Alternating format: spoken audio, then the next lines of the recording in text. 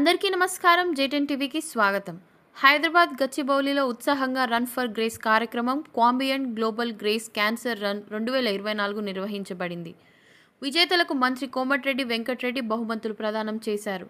Jennifer Larson, VC Sajjanar, doctor Brad S Fisher పరుగును జెండా ఊపి ప్రారంభించారు.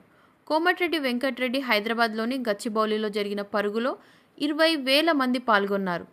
హైదరాబాద్ అక్టోబర్ 6న కాంబియంట్ గ్లోబల్ గ్రేస్ క్యాన్సర్ రన్లో బహుమతుల ప్రదానం కార్యక్రమానికి ముఖ్య అతిథిగా తెలంగాణ ప్రభుత్వ రోడ్లు, భవనాలు మరియు సినిమాటోగ్రఫీ శాఖ మంత్రి కోమటిరెడ్డి వెంకటరెడ్డి హాజరైనారు. ఇక ఫరీదాబాద్కు చెందిన భారత తొలి బ్లేడ్ రన్నర్ కిరణ్ తనుజా ఈ రన్లో పాల్గొన్నారు.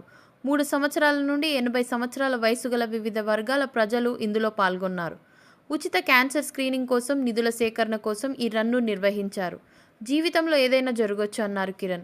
మరియు మీ ప్రయత్నాలను ఆపవద్దు, కాబట్టి నిన్ను నువ్వు నమ్ము అని ఆమె తెలియజేసింది. మరియు అనేక ఇతర సంస్థలు రన్కు మద్దతిచ్చాయి. ఇది రన్ యొక్క 7వ ఎడిషన్. ఉచిత క్యాన్సర్ స్క్రీనింగ్ని అమలు చేయడానికి నిధులను సేకరించేందుకు రన్ ప్లాన్ చేయబడింది. Senior consultant robotic surgical oncologist మరియు grace global research and cancer education cancer foundation వ్యవస్థాపకుడు doctor Chinababu Sunkavalli run for grace screen for life అనే థీమ్తో ఈ రన్ను నిర్వహించడం జరిగింది.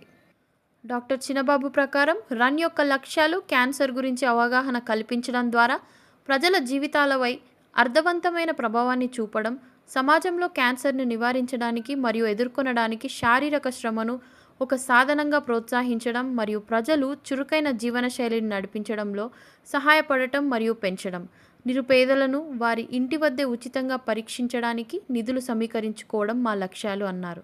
ఇక మరిన్ని వార్తలకై జేటెన్ టీవీని సబ్స్క్రైబ్ చేసుకోండి.